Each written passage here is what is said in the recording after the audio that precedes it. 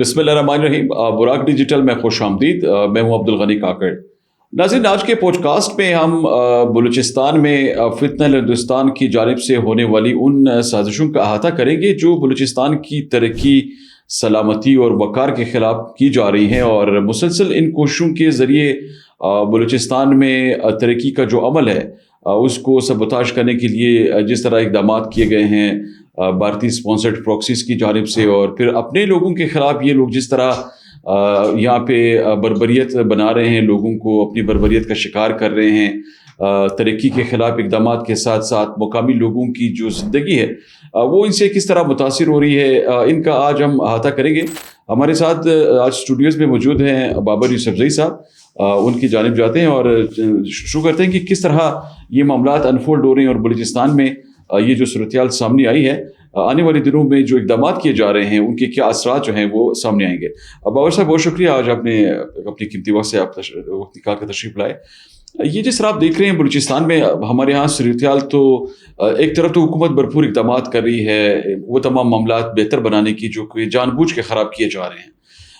فتنہ ہندوستان کی جانب سے انہوں نے جو سازشیں کی ہیں، آپ نے دیکھا کہ انہوں نے اپنے صوبے کے وقار کو بھی داؤ پہ لگایا ہے، سلامتی کی صورتحال کو اسی طرح انہوں نے خراب کیا ہے. پھر آپ اگر دیکھیں کہ یہاں پہ جو ترقی کے لیے اقدامات کیے جا رہے ہیں وہ بھی ان کی وجہ سے ان پہ اثرات مرتب ہو رہے ہیں. اور پھر یہ اوور آل جو سچویشن انفولڈ ہو رہی ہے بلوچستان میں، آپ کے خیال میں ان کے بنیادی مقاصد کیا ہیں؟ یہ چاہتے کیا ہیں؟ ایک طرف تو وہ ترقی کے دعوے کر رہے ہیں، ایک طرف تو وہ حقوق کی باتیں کرتے ہیں، دوسری طرف وہ اپنے لوگوں کو نقصان کیوں پہنچا رہے ہیں؟ بسم اللہ الرحمن الرحیم. شروع اللہ کے نام سے جو نہایت مہربان، بڑا رحم کرنے والا ہے. الخوارج کلاب النار، خوارج جہنم کے کتے ہیں. دیکھیں، بلوچستان میں جو لوگ بلوچستان کے حالات خراب کرنے کے پیچھے ہیں، جو پس پردہ قوتیں ہیں، جو پس پردہ پاکستان دشمن مخالف قوتیں ہیں، جو پاکستان کو مستحکم نہیں دیکھنا چاہتے، یہ جنگ کبھی بھی بلوچستان کی عوام کی جنگ نہیں رہی ہے، بلوچستان کے لوگوں کی جنگ نہیں رہی ہے. یہ حالات جو آج خراب ہیں، اس میں ایک عام بلوچستانی سب سے زیادہ متاثر ہو رہا ہے. یہ جو فتنۃ الہندوستان ہے، یہ جو فتنۃ الخوارج ہیں، ان کی پوری یہ کوشش ہے کہ بلوچستان کے ایک عام بندے کو، ایک عام بلوچ کو ترقی نہیں کرنے دی جائے، اسے آگے نہیں بڑھنے دیا جائے، اسے جو ہے ترقی کے عمل سے دور رکھا جائے. یہ جو فتنۃ الہندوستان کی تنظیمیں ہیں، جو ڈالرز پر جو پیسے لے کر، جو بھارتی پراکسیز کا حصہ بنی ہوئی ہیں، جو پیسے لیتی ہیں، جو معصوم بلوچوں کا قتل عام کرتی ہیں، معصوم بلوچوں کے ترقی کے عمل کو روکتی ہیں، ان کو تو یہ ٹاسکنگ دی گئی ہے، ان کو تو یہ ٹاسک دیا گیا ہے کہ آپ نے بلوچ کو شعور یافتہ بنانا ہی نہیں ہے، آپ نے بلوچ کو شعور یافتہ ہونے ہی نہیں دینا. اگر بلوچ شعور یافتہ ہوگا، کل کو آپ کا گربان پکڑے گا، آپ سے سوال کرے گا. تو ان کی پوری یہ کوشش ہے کہ بلوچستان کو پسماندہ رکھا جائے، بلوچستان کے لوگوں کو ترقی کے عمل سے دور رکھا جائے. نہ یہ بلوچ ہیں، نہ یہ بلوچیت کی جنگ ہے، نہ یہ بلوچوں کے نام کی جنگ ہے، یہ صرف ڈالرز کی جنگ ہے. یہ بھارت جو ہے اپنی پراکسیز کے ذریعے ان سے جنگ کروا رہا ہے، معصوم لوگوں کا قتل عام کروا رہا ہے. مجھے بتائیں نا کہ اگر یہ آتے ہیں بینکوں کو لوٹتے ہیں، اس بینک لوٹنے کا نقصان کس کو ہوتا ہے؟ اسی مقامی آبادی کو ہوتا ہے، اسی مقامی بلوچ کو ہوتا ہے. اس کے علاوہ تو کسی کو نقصان نہیں ہوتا. کسی سندھ والے نے، کے پی والے نے یا پنجاب نے آ کر تو اس بینک میں لین دین نہیں کرنی ہے. اچھا، یہ ایک طرف بابر صاحب نے بڑی اچھی بات کی. ایک طرف تو وہ یہ کہتے ہیں نا کہ جی ہمیں حکومت ترقی نہیں کرنے دے رہی، ہمارے صوبے کو نظر انداز کیا گیا ہے. پھر یہاں پہ ترقی کے لیے اقدامات جب اٹھائے جاتے ہیں وہ ان کے راستے میں خود رکاوٹ بن جاتے ہیں. ابھی آپ نے دیکھا کل انہوں نے جعفر ایکسپریس کو پھر نشانہ بنانے کی مضمون کوشش کی، نوتال کے قریب انہوں نے پھر اس طرح کے حملے کیے.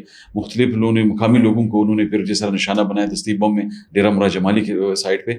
تو آپ کے خیال میں یہ اس پیسنجر ٹرین کے پیچھے یہ کیوں لگے ہوئے ہیں؟ دیکھیں، اس میں ان کے کیا مقاصد سامنے آ سکتے ہیں؟ جعفر ایکسپریس میں زیادہ تر مسافر جو سفر کرتے ہیں ان کا تعلق بلوچستان سے ہوتا ہے. ہر بندہ بائی روڈ ٹریول کو، بائی ایئر ٹریول کو افورڈ نہیں کر سکتا ہے. اگر بلوچستان میں کوئٹہ میں رہنے والا کوئی شخص سکر جا رہا ہے یا کراچی جا رہا ہے، وہ جعفر ایکسپریس کے ذریعے ہی جاتا ہے. تو یہ جو ہے نا، وہ جو مقامی لوگ ہیں یا جو غریب بلوچ ہیں، ان کو اب سفر سے بھی روکنا چاہتے ہیں. ان کا نشانہ بنانے کا مقصد یہ ہوتا ہے کہ ایک عام بلوچ اب سفر ہی نہیں کرے، ٹریول ہی نہیں کرے، اور اس کے بعد یہ جھوٹے اور بے بنیاد دعوے کرتے ہیں. کل بھی انہوں نے جعفر ایکسپریس کے اوپر حملہ کیا نوتال کے قریب. ہماری سیکیورٹی فورسز آئیں اور ان کے حملے کو ناکام بنایا اور پھر یہ بھاگ گئے.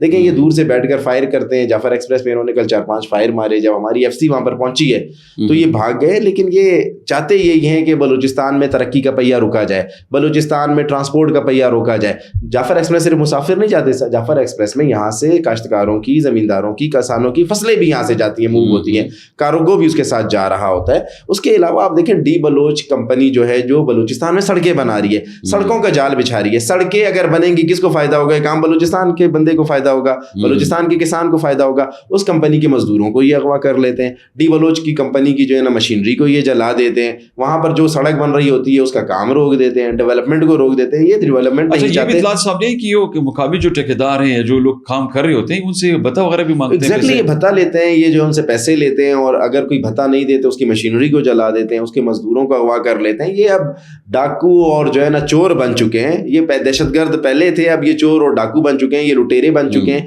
ये इजी अर्निंग के सिलसिले में, ये आसान कमाई के सिलसिले में अब ये चोरियां भी कर रहे हैं, बैंकों को भी लूट रहे हैं, भत्ते भी ले रहे हैं। ये जाकर जमींदारों की फसलों पे वहां पर खड़े होकर ये लोग भत्ते ले रहे हैं। ठेकेदार तो बहुत दूर की बात है।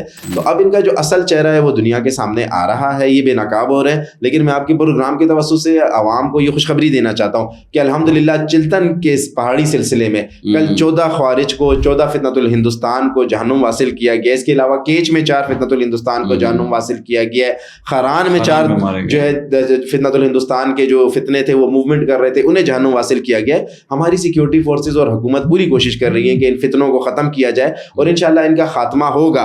लेकिन मैं एक बात वाज़ेह कर दूं कि ये बलोच अवाम के दुश्मन है, बलोच अवाम की तरक्की के दुश्मन है, और ये नहीं चाहते कि बलूचिस्तान तरक्की करे और बलूचिस्तान के लोग तरक्की करें। इसमें बाबर साहब, ये इनके जो कुछ प्रोपेगेंडा अकाउंट्स है जिसमें बलूचिस्तान पोस्ट पे शामिल है, तो इन अकाउंट्स के जरिए बलूचिस्तान के मुख्तलिफ जो पुरअमन इलाके हैं, जहाँ पे मुकामी लोग अपनी ज़िंदगी बड़ी बेहतरीन तरीके से गुजार रहे हैं, और उन्होंने हमेशा मुस्तरद किया है ऐसे को जो उनकी सलामती को दाव पे लगाने की कोशिश कर रहे होते हैं। तो उनके खिलाफ अभी उन्होंने साजिशें शुरू कर दी हैं। कलात हैं, मुख्तलिफ हमारे दीगर इलाके हैं, वहाँ पे तो सूरत हाल बहुत बेहतर रही है। और अभी रिसेंटली हुआ भी जिस तरह उनको न्यूट्रलाइज किया है उनके दहशतगर्दों को हमारी सिक्योरिटी एजेंसीज ने, तो आपके ख्याल में फिर ये जो सोशल प्लेटफॉर्म से सिर्फ इसका सहारा लेकर अपने अज़ाइम तकमील की तरफ पहुँचाने की कोशिश कर रहे हैं, या कोई और रीजंस भी हैं इसकी? देखिए, बलूचिस्तान पोस्ट अकाउंट का जिसने आपने जिक्र किया, ये जो है ना इंडिया से ऑपरेट हो रहा है। मेजर विक्रांत हैं, वो इसको ऑपरेट कर रहे हैं। जैसे जो है ना दीपक नेगी बाहुड बलोच के नाम से अकाउंट को ऑपरेट कर रहे थे, और जो है ना अर्जुन शुक्ला थे, वो जो है ना इंडिया से बैठ के अकाउंट्स को हैंडल कर रहे थे। इस तरह बलूचिस्तान पोस्ट जो है इसको मेजर विक्रांत नाम के कोई भारतीय जो है ना उधर ऑफिसर बैठे हुए, वो इसको ऑपरेट कर रहे हैं। तो उन्होंने लोगों को सिर्फ झूठ दिखाना है, उन्होंने सिर्फ प्रोपेगेंडा करना है। बलूचिस्तान के वो इलाके जो पूरा अमन है, जहाँ पर बलूचिस्तान की आवाम अपनी सिक्योरिटी फोर्सेस के शाना बशाना है, और वहाँ पर जब दहशतगर्द जाते हैं तो सबसे पहले वहाँ की मकामी आबादी खड़ी होती है, वहाँ की आवाम खड़ी होती है, और उनका गिरबान पकड़ के कहती है कि निकलो यहाँ से, या वरना नहीं तो हम आपको जो है जहन्नुम वासिल कर देंगे।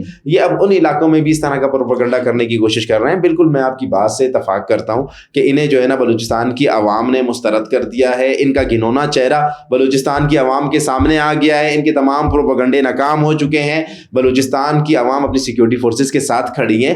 अब ये प्रोपेगेंडेस कर रहे हैं, इनके पास अब कुछ है नहीं। अच्छा, इसकी एक रीजन ये तो नहीं हो कि जिस तरह आपने भी बात की बाबर साहब कि ये जिन इलाकों में नाकाम हो जाते हैं, जहाँ पे उनकी वो प्रोपेगेंडा काम नहीं करती, तो वो फिर मुकामी लोगों को निशाना बनाना शुरू कर देते हैं। सबसे बड़ी वजह मुकामी लोग तो सिक्योरिटी फोर्सेस, सबसे बड़ी वजह यही है, जब इनको वहाँ के मकामी लोग रेजिस्टेंस देते हैं, जब इनको मकामी लोग वहाँ पर जो है इनका मुकाबला करते हैं, इनको रोकते हैं, इनको दहशतगर्दी नहीं करने देते, तो फिर ये उन मकामी लोगों को मार कर खौफ व हिरास फैलाना चाहते हैं। अब ये देखें ना कि पहले तो ये चलेंगे, हम पर दावा करते थे कि हम पाकिस्तान की रियासत के साथ हैं, हम पाकिस्तान के लोग हैं, ये हमें मारने का दावा करते थे कि हमें मार देंगे। अब ये उन लोगों को जो मकामी लोग हैं, जो वहाँ के ज़मींदार हैं, वहाँ पर रहने वाले हैं, वहाँ के मीर हैं, मोतबर हैं, उनके नाम के साथ बलोच लगा हुआ है, उन्हें भी मार रहे हैं। और मारने की सिर्फ एक ही वजह है, क्योंकि मकामी लोग इनको अब ग्राउंड में इनकी हकीकत जान चुके हैं, इनकी असलियत जान चुके हैं। उन्हें पता है कि ये सरमचार मरमचार कोई नहीं है, ये डाकू हैं, दहशतगर्द हैं, ये हमारे इलाके का अमन ख़राब करना चाहते हैं। जब वो इनका मुकाबला करते हैं तो ये उनको मार कर खौफ हिरास फैलाना चाहते हैं, लेकिन इनका खौफ हिरास फैलाने वाला जो प्रोपेगेंडा है